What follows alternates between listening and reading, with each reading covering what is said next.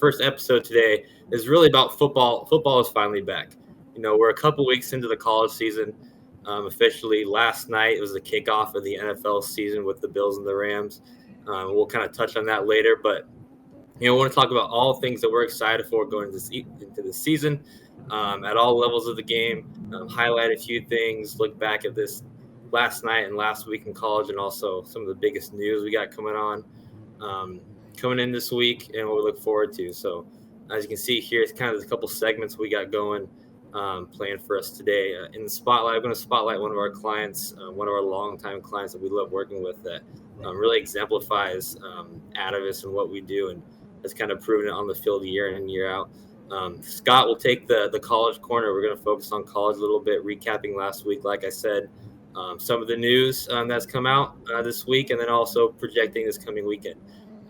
Inside the league, we're going to get into the NFL side of things. Same sort of format, talking news from this past week, and recapping a little bit of last night's first game and what week one of the NFL season looked like. And lastly, we're going to finish up with what we're most looking forward to, Scott and myself, this coming season, whether that be at high school, college football levels, bold predictions, hot takes, things around the league, all that kind of stuff. We'll take a look into that. And us being, football guys, we obviously have our own teams. And so we'll, being a Washington guy out here, we'll take a little bit look into the Hawks and what I think their season looks like for them. And unfortunately, we've got Scott here as a Niners fan, being from the Bay Area, which we go back and forth a lot. But he'll give you his take on what the Niners projections and what they're looking like going into this year. So, Scott, I'll let you take it away with in the spotlight, our first segment. Taking a look at one of our longest standing clients, Concordia University out in Minnesota. Yeah, Concordia. I mean, shout out to Coach Bakken and Haran. Going on to year 6 working with Atavus, which is, our longest tenured client. And I think, like Jake mentioned, really to set the standard in terms of when you take something and apply it in full, 110%, you can get the benefits of it. And the shoulder-led tackling is what they really believe in. We haven't been able to get back out there in a few years, but that's on my radar to get back out to Moorhead and do a clinic with Coach Bakken and the staff. But yeah, they had a great first week on the road against a rival in Valley City State. And, you see it's a low-scoring game. I mean, defense was points were at a premium in that game, and it was a hard-fought battle, a lot of penalties on both sides. But that's what it's about. Tackling is able to persevere that and get through it and show that adversity, and they did a great job. Some really good hits, and hopefully we can show those in the future. But, yeah, really love that performance by Concordia in week 1. Yeah, and that came down to the wire pretty much, didn't it? I was reading up, we're watching it, and I think they were down 12-0 in the fourth, and the defense definitely helped them out by getting off the field and letting their offense get all the time needed on the field in that fourth quarter to score, 14 unanswered points, especially down at the very end. Exactly, and I think I always bring it up, but in week 1, and I learned this from Coach Peterson at Washington, was the 3 things that always show up are what? Tackling, turnovers, and conditioning. And I think Concordia, they won all 3 of those. Tackling, they were the better tackling team.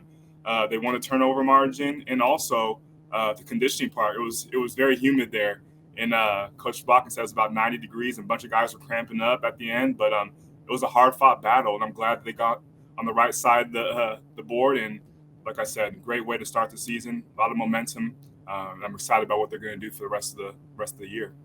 Yep, absolutely. Congrats again to Concordia. We'll be definitely keeping an eye on, and our viewers as well, kind of highlighting them throughout the season and keeping track of their progress. So next up, we're going to go into the college corner here, have Scott kind of take the lead again and looking at, let's recap this past weekend. What they're calling, I guess is officially, it was the second week, right? But they call it, week 1 technically, when all the real big games start coming out. So this is the top 25 here from last week. Let's just take a look at quickly a recap some of the big games and scores we see. Yeah, it's kind of high level.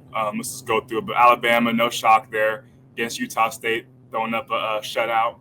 Coach Saban's not messing around. He's trying to, show that he's still there, and they set the standard over in the SEC. Obviously, the biggest matchup was Ohio State, Notre Dame. A lot of talk going into that, and Coach. Obviously, with the coaching staff changes at Notre Dame, being able to do that, I mean, it was going to be a tough battle, but it was close pretty close for the most part until about the third quarter. Ohio State offense was able to get some separation, and you saw that. Clemson, Georgia Tech, quarterback, big guy out of California. He was able to show that he trimmed down a little bit, was in great shape, and they're able to pull that out with Coach Sweeney. And then Oregon, right? So I'm a UW fan. I'm not going to talk too much back about Oregon, but you saw the difference in terms of kind of the type of athletes and the recruits that Georgia was able to have. It wasn't a fair fought battle. Obviously, a little bit outmatched, but the biggest thing that showed up to me was the tackling element. Again, a lot of big plays that Georgia was able to create on the offense and through the air was due to tackling, creating those mismatches with their their big tight end out there in space. 6'7", 280 or something crazy, hurdle the guy. But yeah, I mean, I'm really excited to see this next week and how once things kind of come down and people aren't riding those emotions too high, see how the results kind of shift a little bit. Yeah, no, for sure. I think outside of USC, the Pac-12 it was a hard weekend, at least in the top 25, with Utah going down to Florida, even though it was a close game. Not easy in the performance from Oregon, but hopefully they can all bounce back, represent the West out here. Well, I think they can. Things like that. I think the rest of the board looks pretty what you'd expect. A couple hard-fought games, as well. So, and obviously, I want to point out that Notre Dame too with Coach Freeman. He's really he's getting that culture. And I think they're 17-point underdogs. And he came out in the media and said, yeah, no, that's not what we're about. And it was a really close game. And I know that they're going to bounce back because obviously with our working with him in the past at Cincinnati, he has a great defensive system, a great staff there. So I think Notre Dame is going to be able to bounce back and have a good season as well. For sure. So let's take a look at, week 2, the new rankings, AP top 25. The top, it's probably not a shock. Michigan, a good performance, moves up a few. Notre Dame kind of down as given. Things like that. The one thing that sticks out with me, and I'll get your take, Scott, but Florida from again, hard-fought game. They beat number 7 Utah, go from not ranked to all the way up to 12. That's kind of the shocker for me out of this. I'd expect them to go in the top 25 for sure, but jumping a couple of teams like Michigan State and Wisconsin, all these guys had solid wins as well. They were already ranked relatively high, not a lot of movement there, but they jumped from outside the top 25 to number 12. What do you see on these changes for this week? Yeah, I love the Florida shout out. I think Anthony Richardson, the quarterback over there, he's wearing number 15, kind of Tebow and the history there. That's a big task to be able to wear that jersey, but he showed out, he balled. So I'm really excited. He's a big physical quarterback, and you can see how he kind of elevated their play in that game and got the good victory. One thing I liked here, or was pretty not so surprising, was a Michigan jump. So they're previously number 8, bumped all the way up to number 4, and that goes back to Coach Harbaugh. Obviously, he has a great resume, but being able to have that success early in the season, right? People kind of knock him for his late end of the year bowl games and stuff, but that guy knows what he's doing. And I think they have a physical Big Ten. They're trying to limit points, but also run the ball 40 times, 30 to 40 times, be physical, let the quarterback do a little bit of play action, manage the game. That's what they want to do. I think they did that in week 1. So they're always going to be one of those top dogs in the Big Ten. Yeah, sure. No, I have a hot take on it that we'll get into later regarding that end of the season stuff, but great to hear. Another thing in the news this week that's everybody's wanted, I think, over the last couple of years, and I think we're finally getting it. It's been confirmed. Not for a few years, but the college football playoff will be expanding to 12 teams in 2026. I know they gotta work through the contracts, they say, for the remaining years. But 2026, 12 teams. I'm excited about this. I'm interested to see how they exactly figure out what teams get in. Is it, for every conference gets a, Power 5 gets an automatic bid, or is it, it's just going to be straight top 12? Either way, I'm looking forward to it. I think a lot of teams will have a better chance to get in. I think it might affect too the dynamic and the amount of teams going between for to an extent. Changing conferences, I think definitely out here in the Pac-12 that might make a difference. They've already made changes to how the postseason for Pac-12 play is altered, so they can try and get a team in. This down the line only makes it a little more, I don't know about fair, but even a level playing field across the country. So it's interesting to see how that may shake out over the next couple of years in prep for that 2026 season. Yeah, I mean, the dynamic has shifted in the college football since I got done playing. But everything with the UIL and the NIL deals, is changing, and then all the big contracts coming in from those TV networks. So cash is king, and I think that's one of the big motivators when it comes to the expansion of this playoff. But I think it's going to be great for the product. People want to see more teams get in and from different different conferences and be able to kind of show, okay, can they hang with Alabama? Can they hang with the Michigans and the Clemsons? But I think we saw a little bit of that last year with Cincinnati, how they played Alabama. Obviously not the results they wanted, but I think there's going to be a lot more of that in 2026, where you're going to get a good variety of teams playing and fighting for that national spotlight.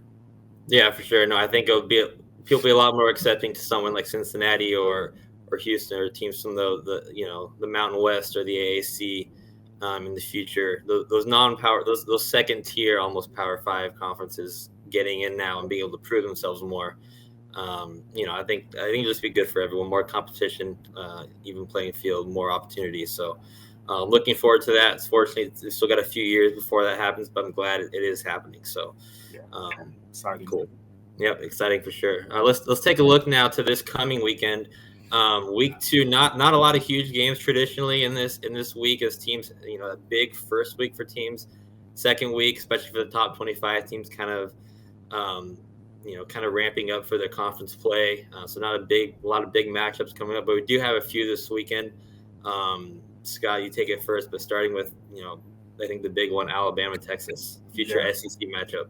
Yeah, so prime time, you got the disciple going against, so Sark, had his fresh start there with Alabama's offensive coordinator for years, had a lot of success. But you guys know the history. When assistant coaches go against Saban, it's not always the best outcome. But obviously Texas going into the SEC in the next couple of years, they have a lot to prove and see if they can hang with them. So I think that's going to be a great primetime matchup. And it's going to be a hard-fought battle, but we'll see who's able to pull it off. Tennessee, Pitt, that's going to be a good one. Pitt had a really good showing. There was pretty high-scoring game last week, and they got that Slovis, I believe his name is, the transfer from USC, the quarterback over there slinging the rock. They have some good receivers, so I like that game. It was not the best tackling performances on that game, but if you're an offensive guy, that was a fun game to watch. As you mentioned before, Florida got the quarterback over there, Richardson. See how he shows up in week 2 against Kentucky. So a little bit of SEC matchup there. And then Baylor playing BYU. That's going to be a physical game, kind of two contrasting styles, actually. BYU historically wants to run it, be a physical team, while Baylor obviously wants to, spread you out and put some points on the board. So that's going to be great TV. And then lastly, USC, Lincoln Riley over there trying to change the culture at USC, playing against Stanford. Shout out to Kerry Carter.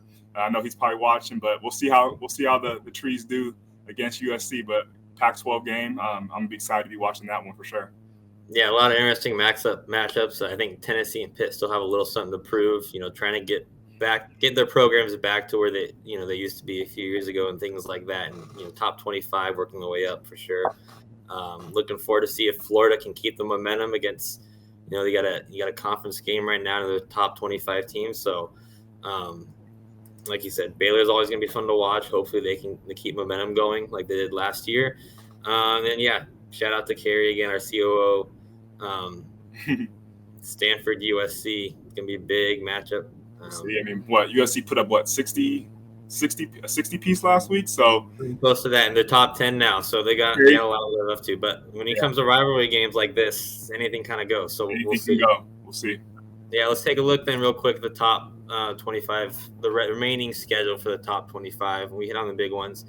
Like I said, you got Georgia, Samford, Ohio State, Arkansas State, kind of, these matchups that they should win probably going into it. Clemson still at 5 there. It'd be interesting to see if they can get back to, rocky start last year, if they can get back to where they used to be these last couple years before then and stay there. be in the hunt for the college football playoff. But, a lot of these teams should take care of business probably this week. But again, nothing's for granted. Last week we saw Virginia Tech go down to Old Dominion, and we saw North Carolina, go on a shootout with Appalachian State. So you never know. You can't take these things lightly for any of these games coming up. A couple games for Cincinnati and Notre Dame to bounce back with as well. So see how this shakes out. And also, we want to highlight Texas Tech versus Houston. Okay, Texas Tech is one of our clients. Had a great showing in week 1, not only from offensive side of the ball, but what we care about is tackling, and they got after it. So I'm excited to see how they do in a primetime matchup against 25 Houston. So I'll be not only watching that game during, but also after as we break down the film. So I'm excited about that matchup. For sure. Yep, for sure. Let's transfer now into let's go up a level to the NFL and go inside the league. Week 1 officially kicking off last night.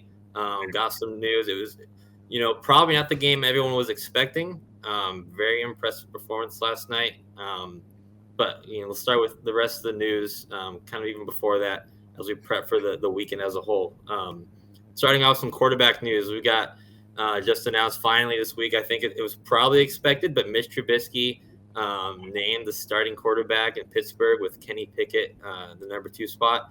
I'm assuming, and I think Trubisky was also named a captain, which is interesting to see. We'll see how it play out the rest of the year. As Kenny Pickett probably expected to start and play at some point during the year. When that will be, I don't know. They have a lot of weapons around. I think Trubisky can be successful starting off. A lot of weapons around with Deontay Johnson and Claypool, George Pickens, who a lot of people slept on. I think is going to do really well. Obviously, you got Najee in the backfield, so. Probably set up for more success right now with Pittsburgh than he was in his previous stints in Chicago. But we'll see how that plays out. And then Zach Wilson, hurt his knee in that first game of the preseason. He's not going to be ready for the week 1. Joe Flacco gets to start. Hopefully he's ready next week. We'll see how that plays out. Scott, what are your thoughts? Hey, you said it right there, Joe Flacco. He's a common denominator in this. I'm going to kind of tie it together. When you think about Trubisky, right, being the captain, what rings a bell to me is I think it was 2018 when Lamar's rookie year. Joe Flacco was the quarterback, probably was the captain. And week 8, week 7, young guy comes in, more talented probably. But they play very similar types of ball, right? Pittsburgh wants to play great defense, keep the game close, run the ball with Najee, throw him a couple passes out in the backfield, right? Show the running back some love. And use those weapons to put up some points. Same thing in terms of Baltimore that year. So I see that, and I think what Tomlin wants to do with that is give Trubisky the more proven guy, kind of resurrecting his career in a sense, play complementary football, try to give him a chance. If it doesn't work out, they know they can fall on their great running game, defense, and let, the more talented younger guy mature slowly throughout the season. Exactly, yeah. And then Flacco, Coach Saleh was raving about Flacco throughout the whole camp. So we'll see if that comes to light. But obviously, when you have investment with a young quarterback at that high of a pick, you want to protect him in a sense. You don't want to rush him back, especially with those knee injuries and all that. You don't want to, you want to be very cautious. It's a long season, so we don't want to rush this guy back. I know there was some talks about him coming back a little bit early, but I think they're playing it safe here and letting the veteran, trying to, carry the team. I don't think they have super, super high expectations. Obviously, it's year 2 under Saleh, but I think they can probably win a couple games with Flacco and hold the guys off until Wilson gets back. Yeah, for sure. And he's got more weapons around him even than last year that the Jets had with Garrett Wilson, their first-round wide receiver pick, and picking up Breece Hall in the second round, that stud running back as well, along with all the other weapons they already had there, and Elijah Moore and whatnot. So, I think Flacco can hold down for draft Breece Hall in our fantasy draft a couple days ago. Did you get him? I did, yeah, I did. I got faith in him. We'll see how he does, man. A lot of good things about him. I watched a lot of film on him against, with our Big 12 clients, him playing at Iowa State. I was like, who the hell is number 32? I was like, damn, this dude can go. So, I definitely have seen it, and they've had some good success with running backs, I believe, in the past. So I'm excited to see what he does for in New York. For sure. Other injury news this week on the good side, James Robinson coming off that Achilles injury from last year. Looks like he might be actually able to play week 1, if not very early in the season, which was unexpected. And same goes for Chris Godwin, coming off that ACL from last year. Had an amazing season up until the point he got injured, but sounds like in practice this week he has been relatively going full go, looking good, and he may be a game time decision for this weekend, which is, I think, way sooner and than anyone ever expected he'd be able to be back. So I don't know if you rush these guys back because, like I said, the Bucs have obviously a tremendous core receivers right now with Evans and what they did in the offseason with Gage and Julio, if Gage can be healthy. And obviously you got ETN back in the backfield for the Jags to kind of hold it down if needed. Right. But if these guys can be back on the field for week 1, if not, early on with week 2 and whatnot, that just makes these teams even more dynamic, I think. So good news here. Yeah, definitely got to look at the risk reward with these. Obviously, with Robinson, you can play it. You can be a little bit more aggressive in terms of bringing him back because, like you said, you have those other backs in there, more weapons on offense where you can kind of slowly, ease them back into the flow. As a running back, Jake, the Achilles is important when it comes to, any athlete, but especially running back when you're stopping and starting so much and you're trying to be, accelerate through that hole. You got to be able to have some explosiveness. So, maybe throw him in, 10 to 12 snaps, let him kind of, slowly get back into the rhythm. But on the other hand, I think with Godwin, you got to let him kind of ease back in. Brady, I think, will have enough weapons with Julio Jones and Chris with Mike Evans and the running backs they got there to let the ball kind of fly out. And they have a strong defense, great coach in Bowles. So you don't got to rush him back, especially with the ACL and it being later in the season when it happened, I believe. Maybe wait until week 3 or 4, I would say. But I'm no medical professional. For sure. Yeah, no. But just the fact that they even in this conversation for week 1 is probably a good sign Right. to be back sooner than expected. So good to hear, especially for fantasy owners as well, I'm sure, as we'll discuss. And I think you got him too, man. You got everybody.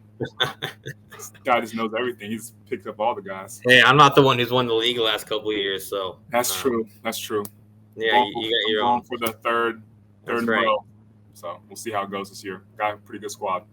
Yeah. Other quick news, rest of the league real quick. Jason Peters gets signed to the practice squad for the Cowboys. They lose Tyron Smith. Lose their other tackle early in free agency. They got that rookie there, but I think he's been, working at, interior most of camp and now put him back to the outside. Obviously he's an insurance policy to kind of make it for Tyron Smith injury that he may not be back at all this season, but they're projecting late November. But who knows? Do you think he's at 40 years old? Do you think he can still make an impact once he's ready with the team? I mean, there's a certain positions that age well in the NFL versus not, right? Historically, tackles and offensive linemen have been able to play longer into the career, along with obviously kickers and stuff like that, quarterbacks. But Peters, he has a great resume, and I think he's a good, solid veteran that knows how to be effective. He's a big dude. He's going to look to protect. He's played both the right and left side, but obviously with Tyron going down, he's going to have to play the left tackle over there in Dallas. But he has to protect Dak's backside, and I think that's going to be important. You got a lot of investment in Dak Prescott, so you got to protect him. So hopefully, that comes to fruition. They're able to protect him, and I'm excited though. I think it's going to be a great pickup for them. Yeah, no, I think it could pay off. As a good filler for sure to fill in that void. Last little bit with QB news. Russell Wilson's been in the news recently. Obviously signing that major deal last week, a couple weeks ago. And then, leading up to Monday night, he obviously returns to Seattle. Probably a revenge game for both sides. But more and more from his camps kind of been released this week. And, I don't want to get too much into it. We don't, get in the gossip as much, but he definitely has come out saying more of how, the Seahawks were looking to trade him earlier than this year. They were, going to Mahomes and other QBs back in, a few years ago, their pro days and prep for the drafts and stuff like that. So it sounds like the relationship has been a little bit more on pins and needles for longer than most people thought. It's interesting that all this news is coming out now, the week of the game. My background's in marketing. I know why it is. It's to create buzz. It's to create things like that. But even beyond that, obviously he wanted to be in Denver. From everything he says, he quote unquote Didn't feel like he wanted to carry the team anymore. That big deal gets signed. I'm not sure if this the problem. I was being a Seahawks fan. I'm a little more very realistic with what we were, and I was fine with we obviously let him go, we let Bobby go, and as much as those guys did great for us. I think just from a financial perspective, it made it hard for us to make that transition to what we're doing in now, especially with Russ's contract. I think that might play out the same way in Denver. The cap is increasing, I know, but that nearly $50 million a year, they're going to have Javonte Williams, they're going to have Patrick Surtain, they're going to have Jerry Jeudy, these young guys that are coming up for probably contracts. And I know they're only in year 2 or year 3, but in a year or two coming up for contract extension if they choose to, if they want to keep them. And that's what happened in Seattle, is that his contract made it hard for us to make those kinds of moves. And we'll see if they're able to work that stuff out there. But if they don't, then Denver is probably in a win now mentality, which I know they are. But if they don't, then it's going to make it harder to make that, in year 4 or 5 of his deal, once he gets to that older age, to make that a possibility. So just interesting the stuff that's coming out, but just want to reflect on his contract too, and kind of, just see where their team is at and see what their possibilities are. Yeah. I'll let you, I'll piggyback a little bit, but I think, like you mentioned, being able to pay those guys in-house, a little bit different of a dynamic. Like you mentioned before, you had established defensive players in Seattle and some young receivers like DK at the time and Lockett that had to get paid. A little bit different of a situation, as you alluded to, because the guys are still in their first or second year. But, premium positions like Chubb at the edge position, but also Surtain outside a corner, those are 2 positions that typically will get demand a big check when it's time for that payday. Obviously, with the receivers and the running back, we don't know how they're going to pan out, right? We don't know how Jeudy or Williams are going to pan out. So it's a little bit different. But again, those premium positions that they have, they're going to have to be able to pay those guys in a couple years. So we'll definitely have to look at that, and when it comes to his contract and how that implicates or complicates things in Denver. No, absolutely. Last little bit of news. Today, the last day for Lamar Jackson. He set his date as if the deal doesn't get done today, go with the contract he is on now, focus on the season, deal with it after the year. Scott, what are your thoughts on this from both sides? Yeah, I see both sides of the fence. I won't hit too much on it, but obviously he's representing himself and he's also betting on himself. I truly believe that he knows after that Kyler Murray contract, the guaranteed money in there and everything, that he's going to demand a bigger paycheck than that, a bigger bag as well. So again, he's trusting the system there in the organization, the front office, that they're going to do right by him. He's not the type of guy that's going to hold out, I don't think. Obviously, it's not what it's going to look like. But, you have to also look out for yourself and protect. This is a very physical game. So especially the type of style that he plays, he has to be aware of that. Don't want him playing slow by any means. But at the same time, I think he is poised for a really great season. He has some good weapons over there. Obviously, guys like, Mark Andrews at tight end. They drafted Isaiah Likely, who I like a lot. So a 2 tight end system where they can run the ball a bunch with J.K. Dobbins is back as well from injury. And they got some receivers on the outside. So that offense is going to be primed to put up some points. And I think Lamar is going to want to prove that he's not only a run threat, but also a threat in the air as well. So excited to see what he does betting on himself. And I love that as a former player. Yeah, always it seems like players going into contract years always seem to play better. Right.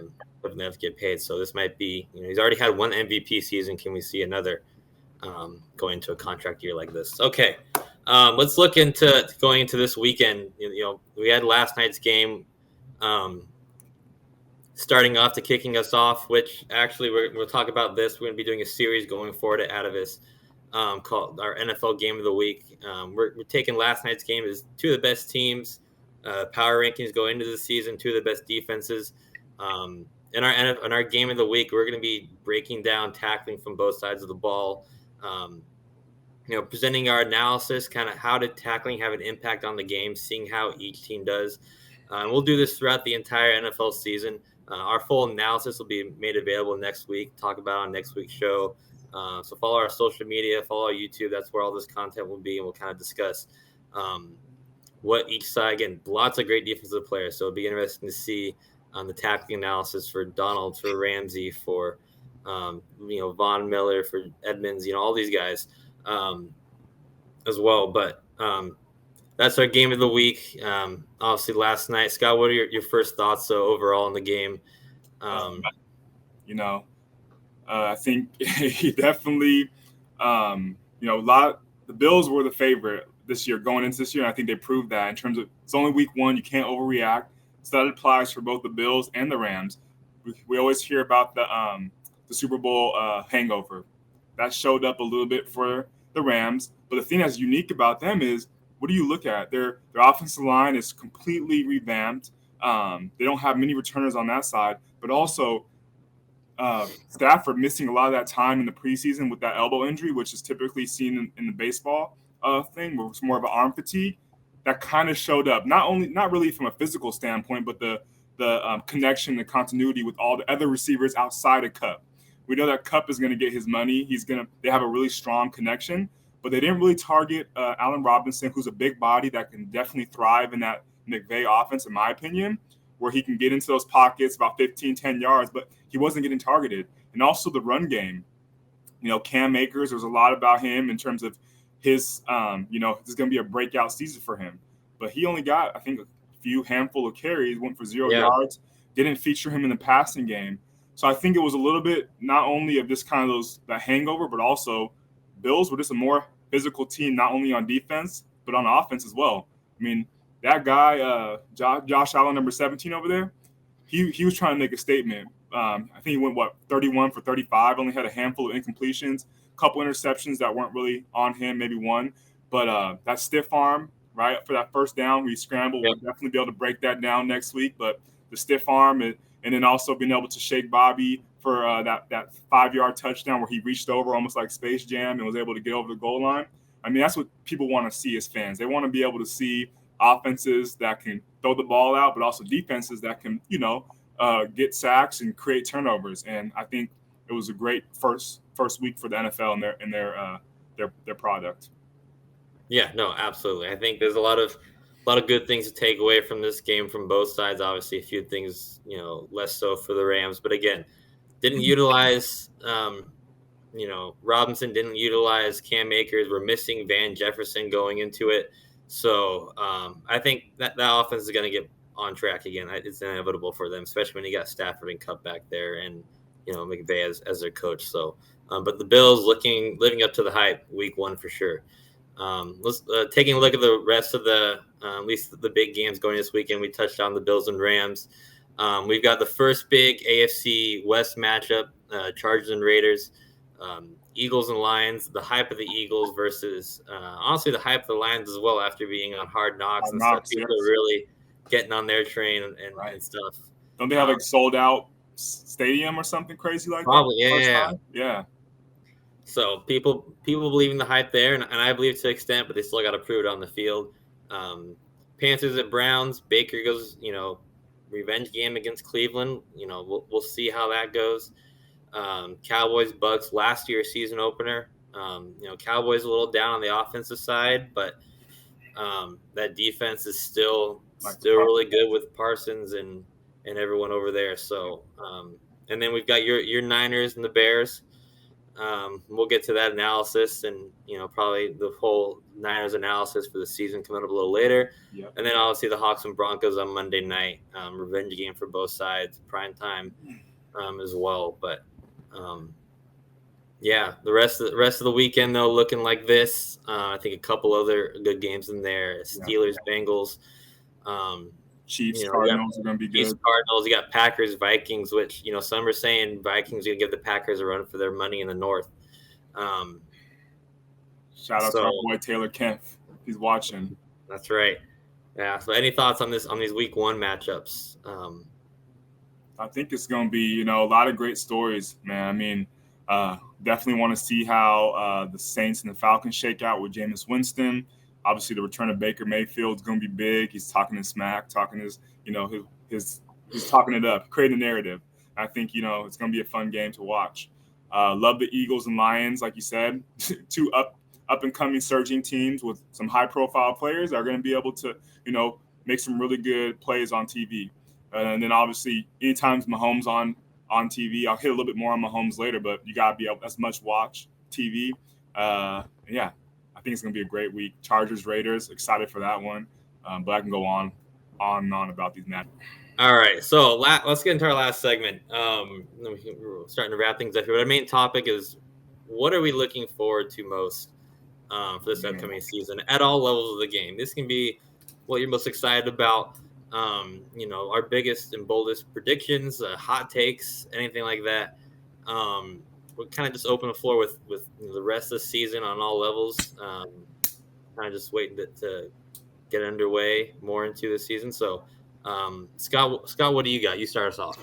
All right, I'll take my first stab at it. So my first bold take, and it's going to be first of many on this series, but I think UW is going to compete in the Pac-12 championship game. I think it's only week one, but Coach DeBoer over there has a great system. Everything I'm hearing, the buzz around his staff and the culture, more importantly, is very reminiscent of Coach Peterson when he first got there, and being able to kind of shift the culture and get guys bought in. They're going to be sometimes they're going to be outmatched on certain skill positions or O-line, D-line, whatever it may be. But the thing I always talk about when it comes to my coaching background is this complementary football. And I think that's what they're going to hang their hats on, is being able to score some points now. You saw that with that new Fresno State system, getting more vertical, having stretched the field with that jet motion and stuff, getting people's eyes messed up. I mean, that was night and day from stuff they weren't doing a couple years where it's very stagnant type of offense. But also the quarterback, Penix Jr., I liked him. I created some buzz on Twitter the other day when I compared him to the likings of Keith Price, one of my first quarterbacks I played with. And that's, Keith Price is no slump. He broke some records at UW and is a great offensive quarterback. And that's a high standard. But I think Penix, this, not from the tangibles, but also the eye test, he looks like he's poised. He has command of the offense. And that's why I think they're going to be, relatively strong in that Pac-12. Next, now moving to the NFL, was one of my favorite topics is how do these quarterbacks, some of these quarterbacks kind of shape up in, polarizing seasons. What I mean by that is, let's look at Mahomes, for example. A lot of buzz around him with the loss of Tyreek Hill and everything. A lot of people kind of throwing dirt on his name, which is crazy. Yep. But they're saying, can Mahomes do it? Is he only a product of Tyreek Hill, who runs a 4.3 and can stretch the field? Can he do it without him? I think he can. You can't, sleep on the offensive gurus that they have there, but also they added Juju. They still got Kelsey in the middle. They have some speedsters outside. So I think they're going to be good. Sky Moore, their draft pick, he's going to be able to create some buzz. I think Mahomes is going to be fine. Lamar Jackson, we already mentioned, obviously contract year, betting on himself. I think he is going to have a great season. Russell, right? Russ, he has the weapons he begged for, right? He has some protection. He has a offensive-minded coach that's going to let him throw it out and let Russ cook, right? Let Russ cook. So we'll see. And it'll be Broncos country. Let's ride. We got to see if he can prove himself. Rodgers, obviously, loss of Adams, very similar to Mahomes. Is he a product of just a really good quarterback? Can he elevate those younger receivers and spread the ball out, but also win in the postseason where he's historically struggled in the past? And then lastly, Brady. He's 45 years old, taking some time off here and there, came out of retirement. Can he hold up with that offensive line that are struggling with injuries? That's a big part. So I'm looking to see how he kind of goes into this year. And then my last thing is, obviously, as a Niner fan, is the growth of Trey Lance in year two. Obviously, with the dynamic of Jimmy G still being in-house, that can create some interesting dynamics within the organization. But at the end of the day, they say pressure builds diamonds. I think that's what's going to happen. They believe in Trey Lance. They've said that, but it doesn't hurt to have a good backup quarterback to help in times of need and also just kind of create competition. I think that's going to be good for Trey Lance. He may be looking over his shoulder every once in a while, but at the end of the day, if he's going to be the guy, he has to play through that, and I think he will have a great year too. Yeah, no, for sure. I think there's a lot of good QB stories for this year as well. Like you mentioned Mahomes and Rodgers losing their guys. Now, Mahomes doesn't have the excuse of, what his quote unquote, paraphrasing, screw it, I'll just, Tyreek's down there, and things like that. But I think those guys are such at a high level anyways, they're going to elevate the game of everyone who's around them, for sure. And, I think, you mentioned Jimmy G and the Trey Lance situation. Obviously, they're going with Lance. I think the restructuring of the contract is to have him back on board as a insurance policy. Interesting, probably dynamic in the locker room, but at the same time, bringing his yearly or his contract down to single, a single year for $6 million makes him a lot easier to trade if if offer comes during the season or whatnot. So, a lot of good stories there. That's a lot of good takes, for sure. You mentioned you ended with the Trey Lance and the Niners, so let's get your outlook for this season. What are you looking forward to from them specifically? Ceiling, floor, kind of just go through how are you viewing the team this year? I view them as, high ceiling about 12 wins roughly, and then floor about 8 wins, kind of a little bit above 500 at the lowest, because their team is already built to win. You talk about, Debo, Trent Williams, the best tackle in the game. You have a very good defense that has been revamped with guys like Ward and also being able to add some rushers off the edge in the draft, like Drake London. I think they're going to be poised. Still have Nick Bosa, Fred Warner, Eric Armstead in the middle. That defense is going to hold their own. But it's about really, and a lot of the hype is around Trey Lance. I get it. But, in the Shanahan system, they want to run the ball and utilize the play action. But a lot of people aren't talking about the way that he is going to implement, the scheme of Debo being able to run and Trey Lance, having that threat. That's something that Kyle Shanahan has never had in his system.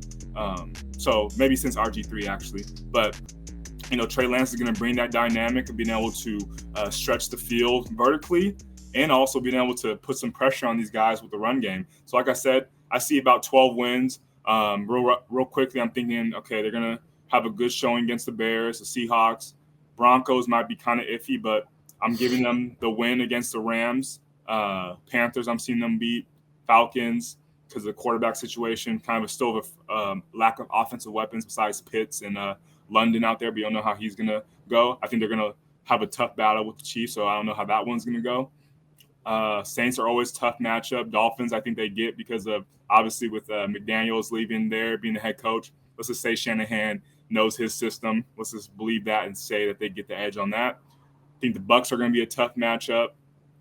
Commanders, I think they got. Raiders are going to be tough. I think they can withstand them. And then lastly, the Cardinals always play them hard. You got to think about Hopkins coming back. That's always a toss-up. Hopefully they can split the series 1-1 with the Cardinals, but I'm thinking they go well against the Rams and the Seahawks this year, which is typically where they've struggled in the past.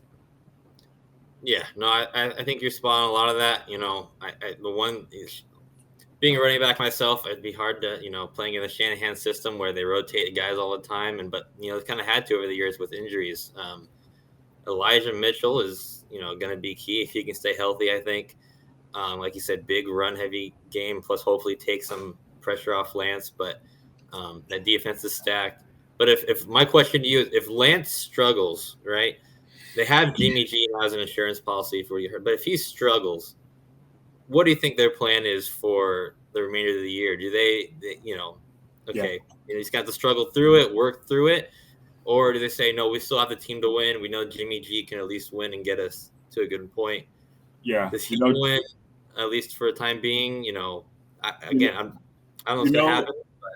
But. Jake, it's tough because Trey is going into a very unique situation where, like I said, the team is built to win now. So if he does struggle, they don't have the luxury of letting him struggle and learn on the fly. They kind of got to win games. Yeah. So you always have that in the back of your mind where Jimmy G, although he's handicapped in certain ways, he has been able to win and put them in a position to win. So yeah, you always have that. I think you have to struggle really hard to have him make that move because basically you're saying, I invested 3 first-round picks in this guy. He's not the guy.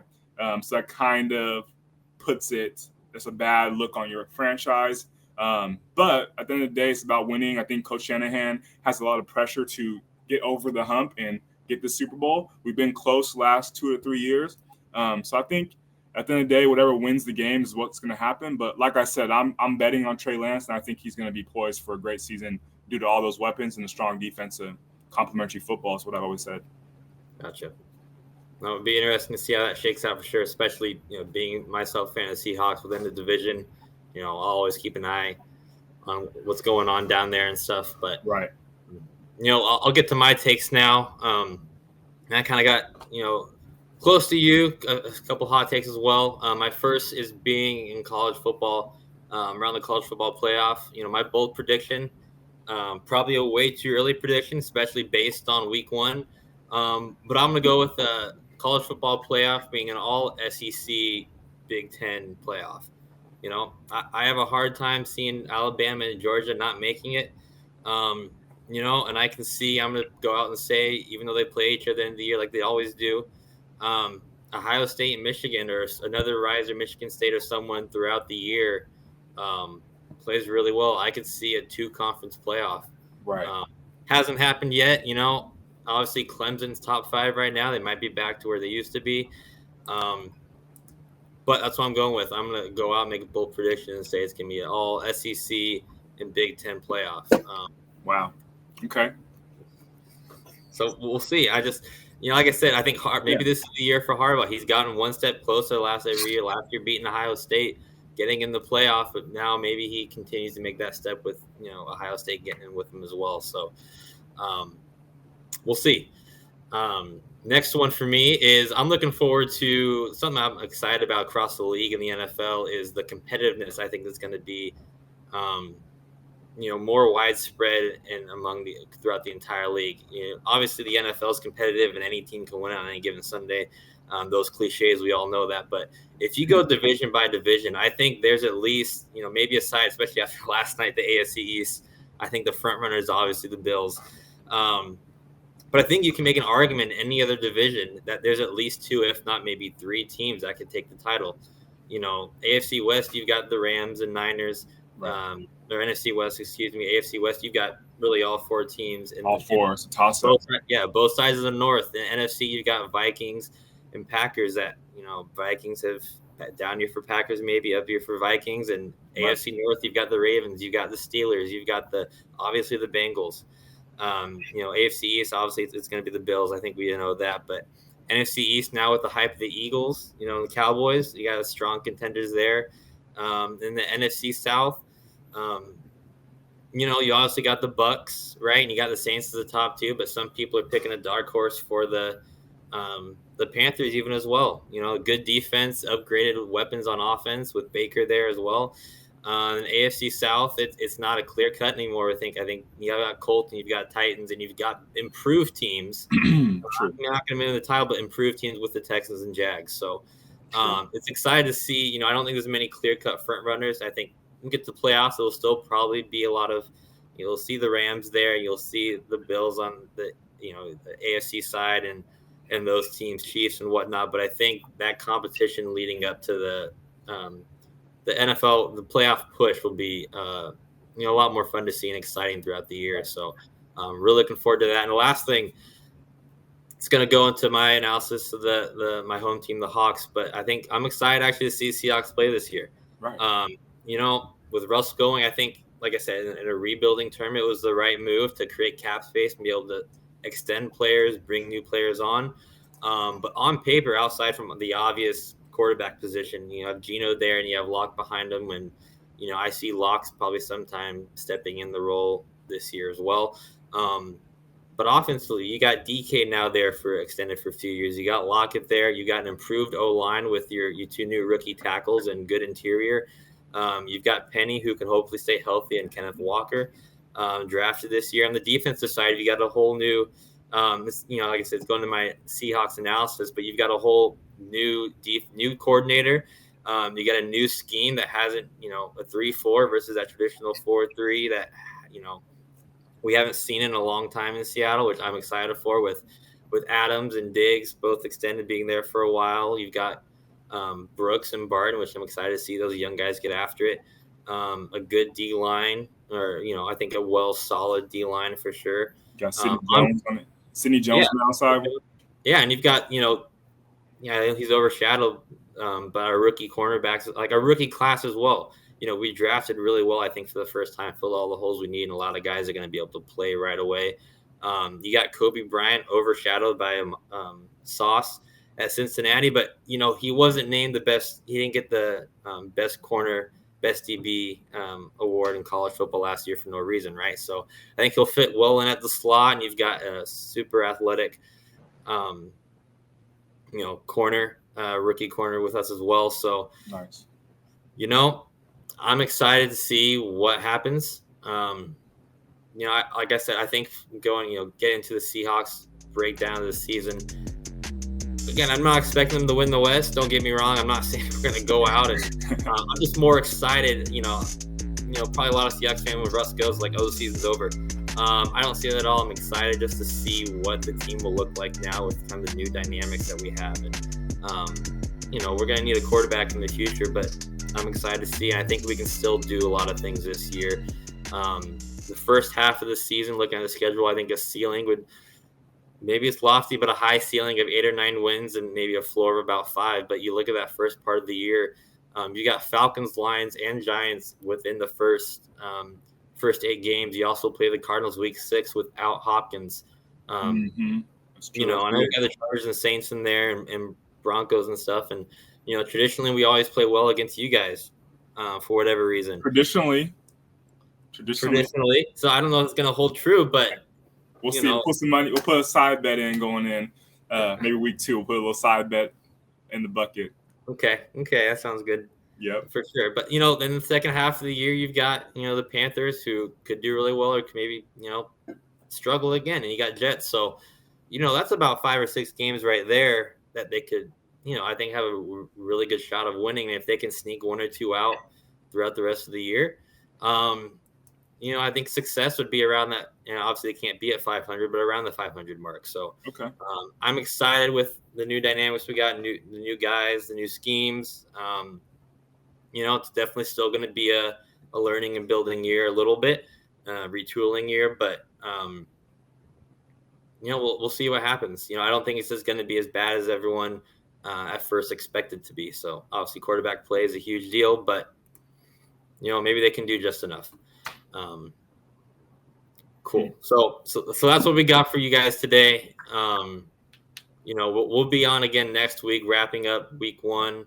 We'll take a look at the NFL, how week 1 turned out. Some maybe way too early overreactions. Last year the one game that sticks out in everyone's minds is Saints Packers. Packers complete dud at the beginning of the year. Saints looked like one of the teams to beat, and we all know how that turned out. Aaron Rodgers wins MVP. Goes into the playoffs. Saints falter at the end of the year. So, we're gonna take a look at that. Maybe make some other 2 bold predictions for the NFL season, as well. But also next week, make sure, like I said, we have our game of the week. We're gonna be analyzing from last night the Bills and Rams tackling performances. So we'll be releasing that on all our social media platforms and YouTube. Go and check us out. Follow us at Atavus Football. Instagram, Facebook, Twitter, those things, and check us out on YouTube as well. We got a lot of this content coming more for you as well. So don't forget, subscribe, like, comment, all those things, share. Let us know what you guys want to see. Any questions you have for us. Always looking to talk more football with everyone. Tackling questions as well. We got more tackling content coming out, so that's why. Stay tuned for this, but also, come see us for that. You want to improve your tackling, become a safer tackler, safer, tackling program at all levels of the game. But yeah, we're excited to do this. We're looking forward to doing this throughout the entire season. Scott and I have fun with this always, as it is. We'll probably bring more of our team members on throughout the year as well, get their perspective. Like I said, we've all played at the highest level, whether it's college or NFL, coached or played. So, like to get a lot of perspectives on here. Scott, thank you for joining me. Looking forward to doing this for the next 17, 18 weeks, at least for this season and into the off season as well. But final thoughts as we close it out. Yeah, like you said, I'm excited. This is going to be a great opportunity for us, but more importantly for the fans and this football in general. We want to be able to just talk ball, stuff that Jake and myself do on a daily basis, regardless. The shooting the just talking shop. So I think for us, we're going to tie in tackling. There's going to be a lot of our data and what we do here at Atavus, but again, we want to cast a broader net, and we really want to lean on our audience to ask those questions about tackling or football in general. And we're going to do our best to give you guys a really, really quality product. And we're really excited about where this can go over the next, 18 weeks and beyond that. So thank you guys for joining, and we're super excited to have you guys tune in next week. Sounds great. Yep. We'll see you guys next week. Thanks for tuning in. Week 1, episode 1 of the Atavus Football Show. See y'all next week. So thank you, Jake. Thank you, guys.